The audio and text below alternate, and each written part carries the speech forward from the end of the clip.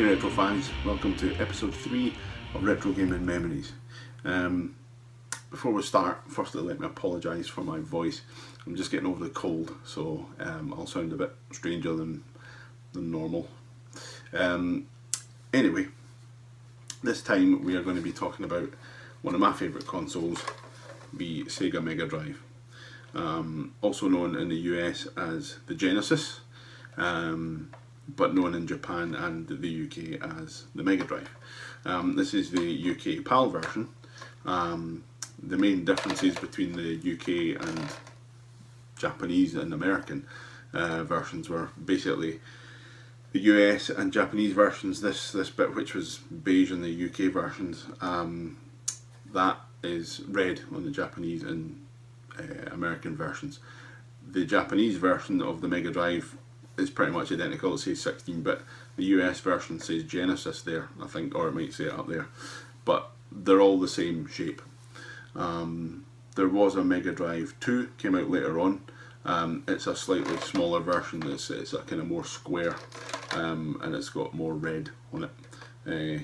Identical inside, it's just a smaller form factor. Great machine. Absolutely love this machine. It's got 2 controller ports on the front for 2-player multiplayer. Back in the day when multiplayer meant sitting with your friends in the same room. Your standard on-off switch, you could reset the console. Helps if I do it on camera. On-off switch, reset your console. And this was pretty cool. It's got an inbuilt headphone jack. If you can get that without glare. Inbuilt headphone jack, which is pretty cool, because you could stick your headphones in if you're playing some late night games and you didn't want your mum and dad to know you were still up playing games. Just play it on the headphones. Or back in the day, if you had a sort of amp or speakers, external speakers, and that's what I do. At the moment I've got a subwoofer kit. I just plug it straight in there and run the volume, bypass the TV basically, so you get better sound. And it was proper stereo as well. If you had headphones on, you could hear cars passing on particular sides and all that kind of stuff. So it was pretty advanced for its time. It was pretty cool. Standard ports on the back are just your sort of RF out, or your sort of composite out, I suppose, and your power. I've modified mine. It's a pretty simple modification to do. I don't know let's see if we can see that. So it basically switches between 50 and 60 Hertz, which means that this will run basically NTSC speeds of 60 Hertz, which does run your games quicker. So for example in Sonic, when you play Sonic in the PAL version, you sort of realise how slow it actually is, and then when you put it in 60 Hertz mode, you can hear instantly the music speeds up. And there's things like when you crash and Sonic loses all the rings on the PAL version, it kind of slows down and jitters a little bit, whereas on the NTSC or 60 Hertz version, it kind of just does this smooth explosion of rings. So it does have its benefits, but I just put it in.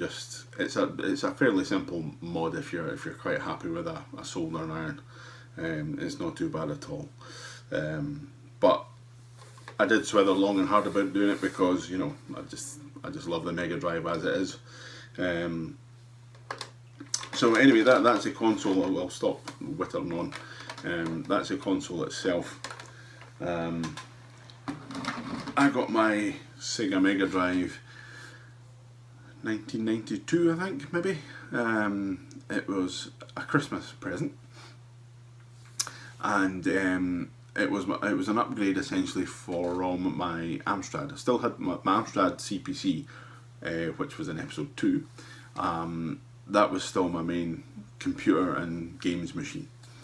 And Christmas of, I'm sure it was 92, but Christmas round about then, whenever I got my Mega Drive, went downstairs, and you know, my Christmas presents were on the sofa, and I was opening all my bits and bobs and all my toys and whatever else, and there was a case that was sort of video sized, I had gotten a few videos for Christmas, so I picked it up, not thinking anything else, anything out of the ordinary, and I picked it up, and I started opening it, and inside was this Sonic the Hedgehog, and I looked at it, and I flipped it over as I'm doing now, and I looked at it, and I thought, I don't really know what this is, because when I was a kid, I didn't look at other systems really. I wasn't really aware of the other systems that were coming out because I couldn't afford them. So I was still happy with my Amstrad. Games were cheap. So I was still quite happy with that. I used to look at Master System games and things like that. But I had never really looked at the Mega Drive, or not that I remember looking at anyway. But I was looking at this Sonic the Hedgehog, and my heart sort of sank a little bit, because I thought, my parents have spent, I knew that these games were like 40 quid, and I knew that my mum would have spent a lot of money on it, and my mum doesn't know anything about computers. Still to this day, she doesn't know anything about computers or anything like that. So I felt really bad that she had spent a lot of money on this game and I couldn't do anything with it. So I sort of plucked up the courage, sheepishly, to say, I really love this present, thank you so much for getting me it, but I don't have a Sega, I've got an Amstrad. And she went, oh, is that not the right thing? And I was like, well, no. I said, but I'll keep it, maybe get one in the future. But I says, no, it's an Amstrad, I've got it, and it'll no work. And I felt terrible, I felt absolutely terrible. And my mum reached down the side of her chair and says, well, you better have this then, and pulled out a Sega Mega Drive. And I nearly collapsed with excitement. I was beyond ecstatic. The last time I'd been, well, I was going to say the last time I'd been excited was my Atari 2600, but getting computers and tech always turns me on. It's just, I love getting computers and toys and gadgets, still to this day. If my wife gets me, well, she bought me an Apple Watch and an iPad and all that kind of stuff, and it was the same thing, just jumping about with excitement at getting a new gadget. But getting something that big back in the day was just, amazing. So I looked this box over and read everything on it, before I opened it, because I just wanted to take everything in. And I remember looking at the back of the box and just thinking, this is amazing. Look at all those arcade ports. You had Altered Beast, and there was a Shinobi game, and I thought, that looks different. That's not the arcade version, is it? It's slightly different. And Hang On, and I can't remember all what's on the box, but and I was just like, this is amazing. I loved Sega games in the arcade, Space Harrier and all that kind of stuff. Loved all those in the arcade, and I thought, this is like an arcade machine in the house. This is awesome. And like I say, you've got to remember, I went from an 8-bit Amstrad and moved up to the Sega Mega Drive. So we had opened our presents. I think it was one of those years we got up dead early. I mean, I'm talking like 4 o'clock in the morning, So we'd gotten up and opened our presents, so it was still early or late, whatever way you want to look at it. It was far too early to still be up, basically. So my parents went back to bed, and I went upstairs and plugged up my Sega Mega Drive. I gently discarded my Amstrad, Old Faithful, put that on my bed, and I had a 14-inch portable TV, and I plugged up the Sega Mega Drive, and I plugged in Sonic the Hedgehog, and I turned it on, and joy beheld me. The screen went white, and Sega, that Sega logo thing came up, and I was like, this is awesome. Then the music for Sonic started, and it was just unbelievable. So I mean, Sonic the Hedgehog, everybody knows Sonic. There's not really much point in me talking too much about Sonic the Hedgehog, but to get these games, and I'm sure everybody's seen all the Sega Mega Drive stuff, but Sonic the Hedgehog, let's get that in there. just to have the cartridges in. You know, I thought this is about the same size as a tape from Amstrad, but it loads instantly. You know, no more waiting on games loading. It was amazing. You know, and the instruction manuals back in the day. Anyway, yeah, to have games that just loaded instantly was remarkable, and to have the games of that quality to load instantly was just, oh, I was beside myself with excitement. So I fired up Sonic the Hedgehog, and I can still remember the music. I'll put a little clip up of the gameplay and stuff like that, and you can hear that Sega, and I'm going to stop doing that because that's creepy. But just the seeing the opening sequence and hearing that music, and the opening music of the Green Hill Zone and all that kind of stuff, and I played Sonic to death. And I'm still not brilliant at it, bizarrely. I've never completed it. I've never completed any of the Sonic games, actually. I've played quite a lot of them, but I've never even finished the original Sonic. But it was an amazing game, and I still love playing it. You know, it's just sit down and play for 10 minutes and just have fun with it. And it is better in 60Hz mode. It's faster to play, but the nostalgian in me, nostalgian, is that a word? Should be. Excuse me. The kind of nostalgia nerd in me basically still prefers to play it at 50Hz at the speed that I'm used to.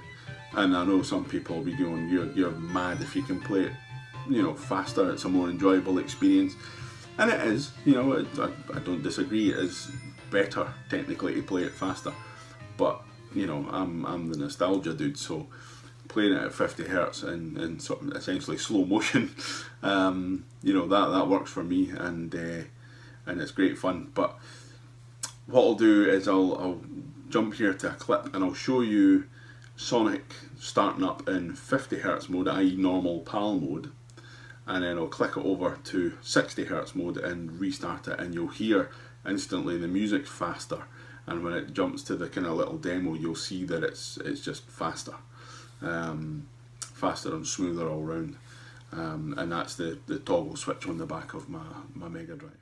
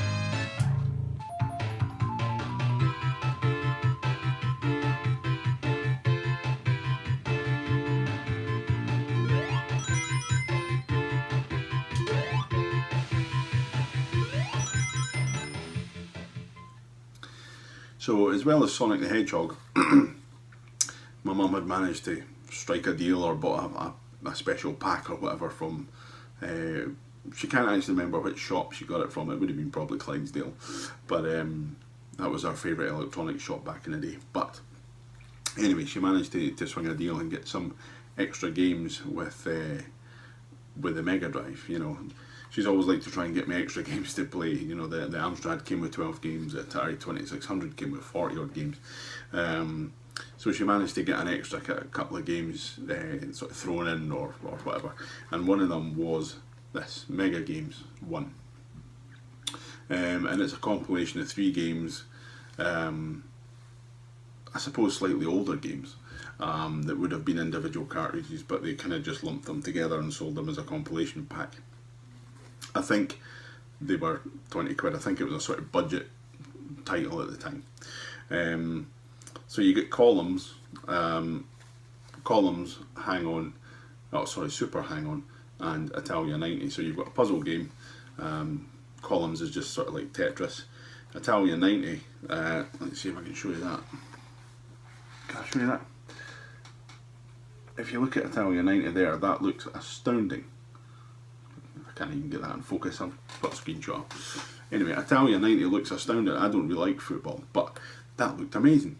The actual game's nothing like that. It's a top-down game, and the ball sounds as if it's punctured. It's this really kind of when you hit the ball. But it's alright, it's a bit of fun.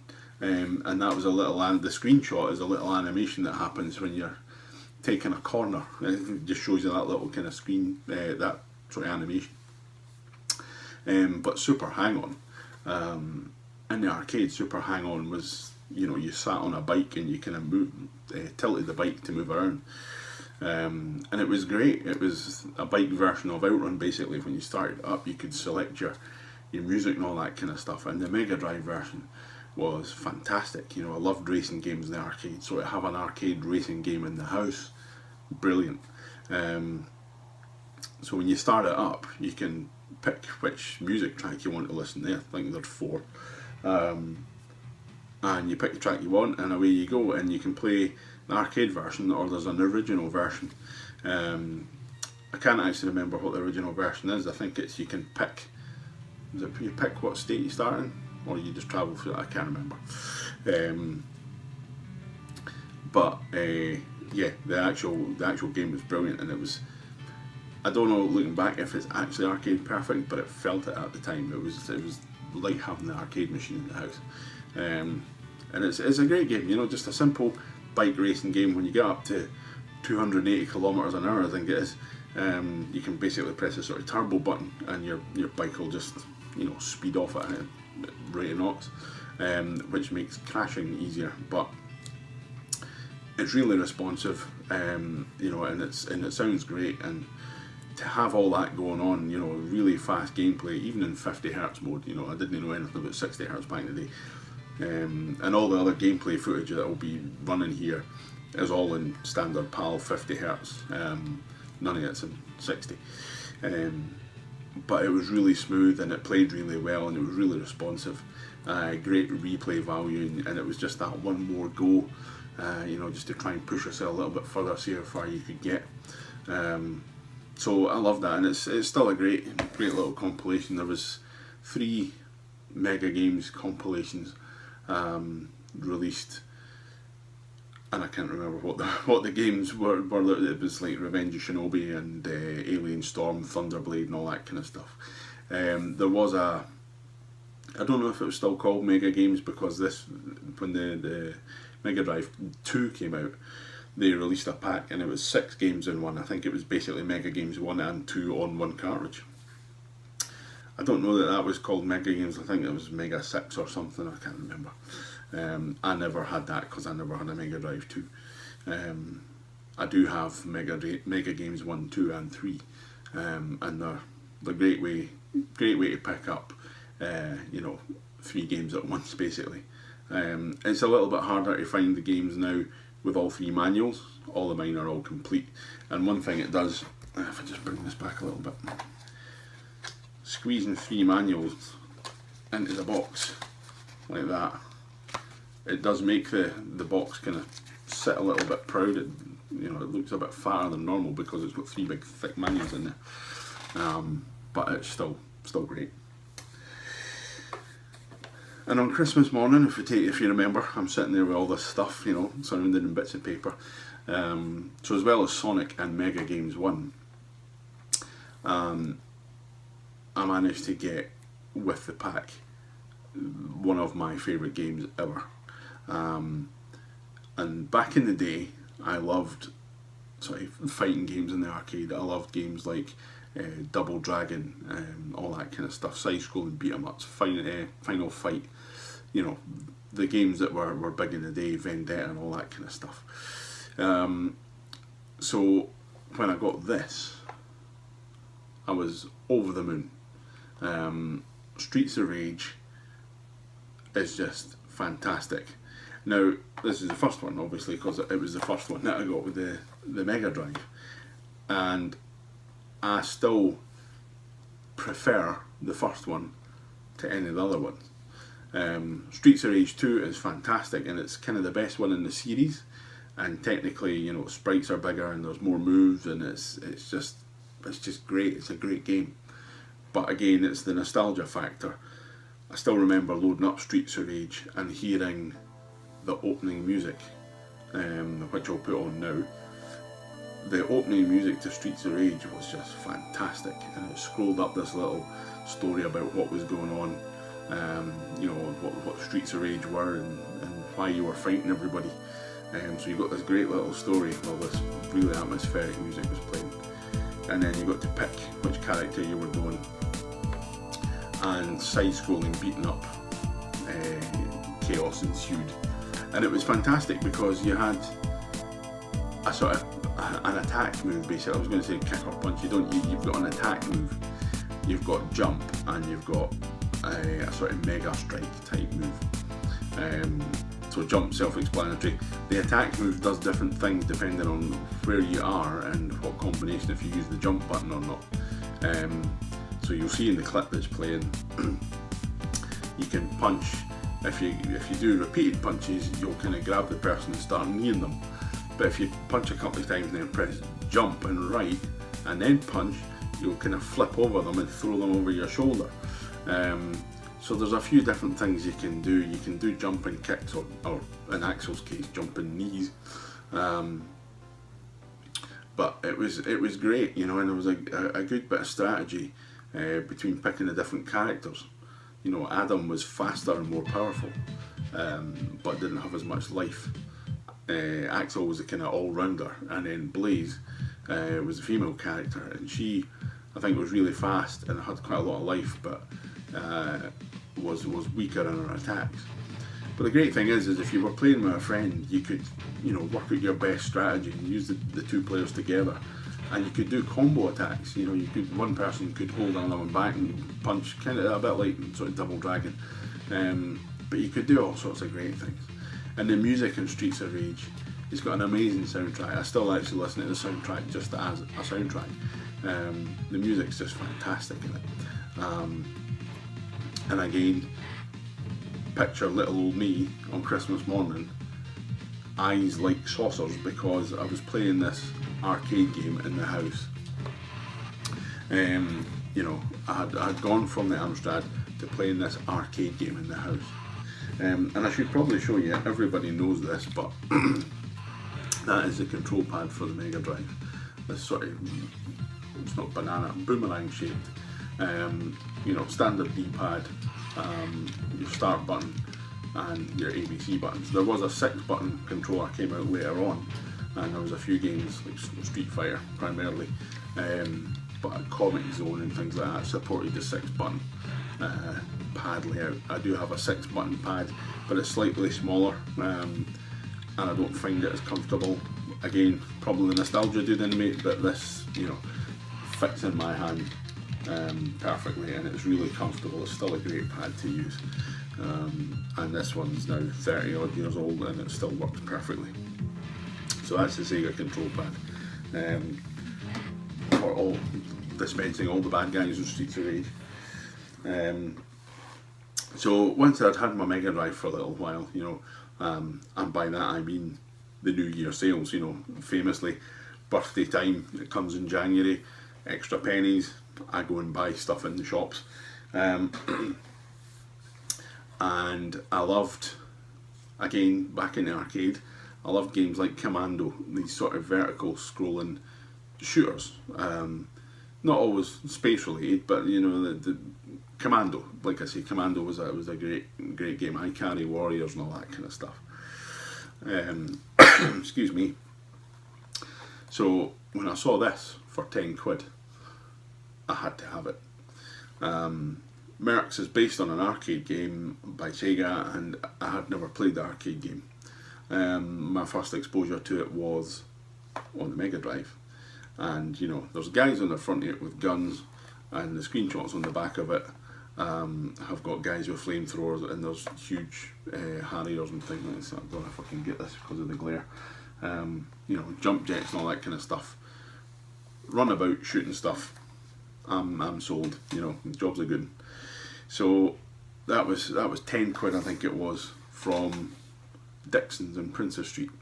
It was in their kind of Christmas New Year sale, and it's a great game. There's kind of like Atari did back in the day, where they gave you value for money by, they know these games are kind of short or simple or whatever, so they'll give you a variation of it, like Outrun, like Hang On did. There's an arcade and there's an original version.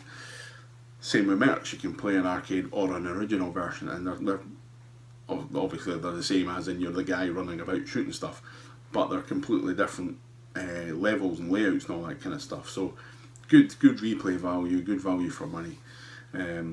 But it's your standard run about, shoot the guys, shoot. It had destructible scenery, you could shoot trees and all that kind of stuff, and huts and blow them up. So you had all this stuff. It was just chaos, run and gun, bullet, everything. And you could shoot crates for like health, sort of food, or power ups. You could get different guns. There was flamethrowers. There was all sorts of things.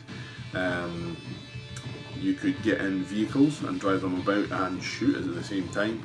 And you also had your Mega Crash, which was basically like a sort of power bomb thing that just killed everything on screen. Those were limited. You had, I think, 3 sort of grenade type. But fantastic game. Lots happening on screen. Good action. Good music, and the sort of boss fight, the first fight that you'll see in the footage here is the Harrier jump jet that comes and just starts strafing the place, and you have to get out the road of it as well as get rid of the other guys, shoot it, and I think you get a bonus if you take it down without using a Mega Crash, if you just shoot it with your gun. But great game. Later on there's submarines and stuff. There's big levels based on a big aircraft carrier and things where you can get in gun emplacements and shoot stuff. Lots of good action going on, and it's a great game. If you've got a Mega Drive, I would recommend picking that up if you don't have it already. It's great fun, and yeah, should be on everybody's list. And the last game I'm going to show you tonight is a game that a lot of people don't like, and a lot of the games that I've got are, I suppose, fueled by nostalgia. I remember buying them back in the day, and when you were a kid, if you had spent your money on something, you tended to like it whether it was crap or not. So when I bought this game, that kind of fell into the category of, it wasn't very good, but it was good enough. I think it was maybe $7.99 or something like that in the sale, because at the time it would have been an older game, and that is Last Battle. Now, Last Battle is a side-scrolling sort of beat 'em up, but not like Streets of Rage. It's more like Kung Fu Master. I don't know if I can see screenshots here.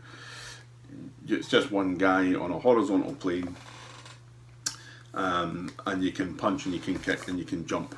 You can do a jump kick, but very simple, side-scrolly, punch and hit and do your thing. Wave after wave of enemies doing their thing. And the UK version, or the PAL version, is alright, but it doesn't really make much sense. And I think, if I remember correctly, the Japanese version is called Fist of the North Star, and it's based on an anime game where you can sort of do rage punches. His arm kind of sort of powers up really, and when you hit an enemy in the Japanese version, the enemy explodes. In this, they just fly off the screen, and you can build up your power. You basically get power ups. The further you get into the game, you get more powerful, and he kind of rips his chest. No, he doesn't. He rips his sort of jumper off, and he's bare chested, but he gets bigger and more musclier as he's going on, and he becomes more powerful. And eventually you do get the sort of power punch thing, which will send a few enemies flying off screen, but they don't explode. And it doesn't really make sense in the context, because it looks sort of, I don't know, Persian or something like that, sort of Middle Eastern, as if you're fighting Middle Eastern guys. and that makes no sense. Whereas Fist of the North Star, it kind of did because it fell in with the story. So for some reason they called it Last Battle in the UK and gave it a different story. But I still liked it, again, because I'd spent money on it. It does have a little bit of strategy, excuse me, has a little bit of strategy in that when you're playing it, you can choose your route. So, you know, you go through and you fight all the guys, but then you come to a sort of map screen and you can pick to go to another village and fight your way through that. And you meet people, so there's a semi-RPG element to it where you meet people and sometimes they'll give you bonuses and things like that, or strength up or whatever. But as you go, there's sort of Colosseum fights that you can pick, and those are sort of boss battles, and if you beat those guys you get more power-ups and things like that. So, you know, and you can backtrack and try different routes and things like that. So if you pick a fight and you think, oh god no, you know, you'll try a different route next time, because when you die you get one life, that's it, it's game over. So you've got to persevere with it, and a lot of people just went, nah, this is garbage, I'm out. But as you'll sort of learn, if you stick with these videos, if you like watching me talking nonsense enough, you'll see that some of the games that I like aren't the normal sort of top 10 things. You know, that I like games, like I say, there's that nostalgia factor to them. So they might not necessarily be the traditional sort of top 10 list of games or top 5 or whatever. You know, they're just the games that I enjoy. And, you know, as we go along, you know, hopefully you'll keep watching, and if you do keep watching, you'll maybe see some games that you, like, because they don't appear on top 10 lists, you might think, oh, actually, you know, I quite fancy giving that a go. Because you might be like me and sometimes like the underdog games, or the games that aren't all big flashy, you know, big epic games.